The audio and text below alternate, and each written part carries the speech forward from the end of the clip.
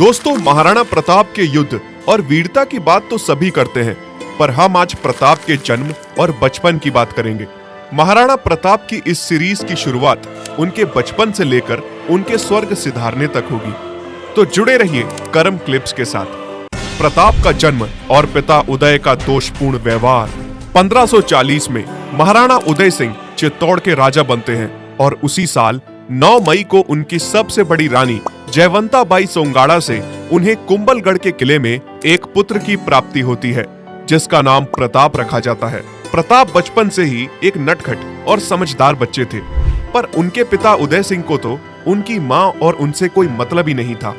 दरअसल उदय सिंह की एक और रानी थी, जिसका नाम भाटियानी देवी था, जिससे उन्हें एक और पुत्र था, जिसका नाम जगमल था। भाटियानी देवी एक चतुर रानी थी और उसने हमेशा उदय सिंह को अपने सुंदर रूप से अपनी मुट्ठी में कैद कर रखा था।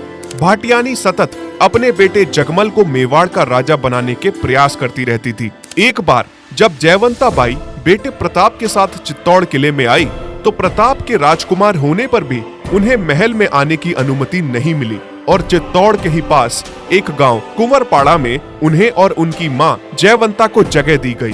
प्रताप और उनकी मां के लिए भोजन महल से ही आता था और छोटे प्रताप, जो सैनिक उनकी सेवा में नियुक्त किए गए थे, उन्हीं के साथ धरती पर बैठकर खाना खाते थे। जयवंता बाई ने प्रताप को 2 तलवारें रखने का आदेश दिया था, जिससे वो बाकियों से अलग लगे, और जब प्रताप बड़े हुए तो वो दोनों हाथों से तलवार चलाने में निपुण थे। महाराणा प्रताप का बचपन आदिवासी भीलों के बीच में बीता और वो भीलों के साथ ही शिकार करने जाते थे, जिसका उन्हें बड़ा ही शौक था। भीलों और प्रताप के संबंध इतने गहरे थे कि भील उन्हें राणा कीका करके बुलाते थे, यानी राजा बेटा। प्रताप की युवावस्था और शारीरिक रचना। महाराणा प्रताप शारीरिक रूप से बहुत सशक्त थे। उनका कद भारी था और हाइट कुछ 6 फीट से 7 फीट के बीच में रही होगी। अब कुछ लोग उन्हें 7 फुट 3 इंच का बताते हैं, पर उदयपुर सिटी पैलेस में रखे हुए उनके वक्ष को यानी आर्मर को देखकर तो उनकी हाइट 7 फीट तो नहीं लगती, पर हाँ 6 फुट 3 इंच से कम भी नहीं लगती। प्रताप का चेहरा गोल और घनी राजपूतों जैसी मूंछ थी। प्रताप अपने साथ 2 तलवारें, एक बंदूक और एक भाला भी रखते थे, और उनके मोटे लोहे के एक वक्ष के साथ इन सभी वस्तुओं का वजन कम से कम 80 से 100 किलो तो हो ही जाता था। उन दिनों में युद्ध किसी भी तरफ से कभी भी आ सकता था और एक योद्धा को सदैव तैयार रहना होता था कभी भी युद्ध को लड़ने के लिए। प्रताप का पसंदीदा अस्त्र एक भाला था, जिसको कि मेवाड़ के बाकी राजा भी सबसे अच्छा अस्त्र मानते थे।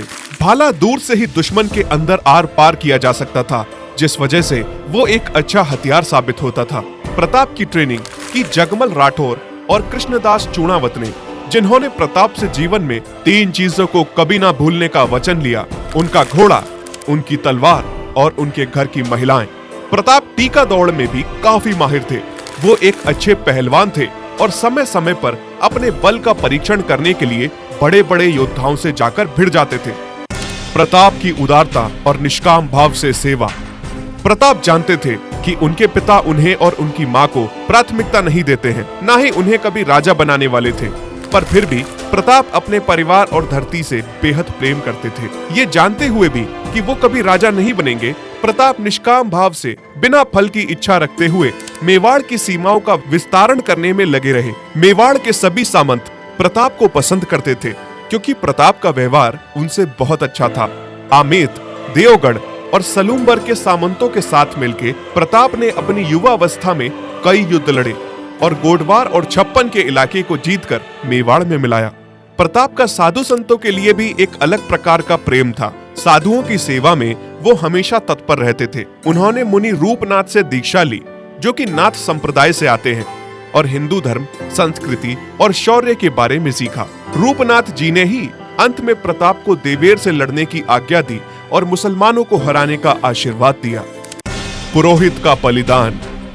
राजपूतों का खून स्वभाव से ही गर्म होता है और इसीलिए राजपूत किसी की भी गर्दन उतारने में समय नहीं लगाते और धर्म के लिए शीश देने में भी कभी संकोच नहीं करते। पर यदि उस आग को गलत दिशा में मोड़ दिया जाए तो अनर्थ हो जाता है।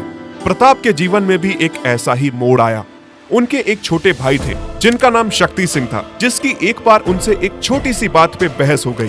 प्रताप ने शक्ति को युद्ध के लिए ललकारा। प्रताप की ही तरह शक्ति सिंह भी ऊर्जावान और बलवान थे। शक्ति ने प्रताप की चुनौती को स्वीकार किया और दोनों आपस में भिड़ गए। यहाँ बात सिर्फ शक्ति और प्रताप की ही नहीं थी, अपितु मेवाड़ की पीढ़ियों की होने वाली हानि की थी। दोनों के बीच युद्ध जब काफी भीषण हो गया, तब बीच में आए पुरोहित नारायण पालीवाल, जिन्होंने युद्ध रोकने का बहुत प्रयास किया, पर शक्ति और प्रताप रुकने का नाम ही नहीं ले रहे थे। इतने में पुरोहित ने एक खंजर निकाला और स्वयं के ही मार लिया।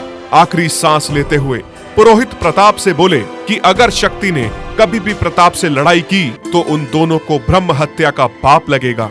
तो कुछ इसी प्रकार बीता प्रताप का बचपन। इसके आने वाले एपिसोड्स में हम आपसे बात करेंगे अकबर द्वारा करे गए हिंदू नरसंहार की। जो लोग अकबर को महान बताते हैं, वो चित्तौड़ के तीसरे साका जौहर की कहानी अवश्य ही सुने।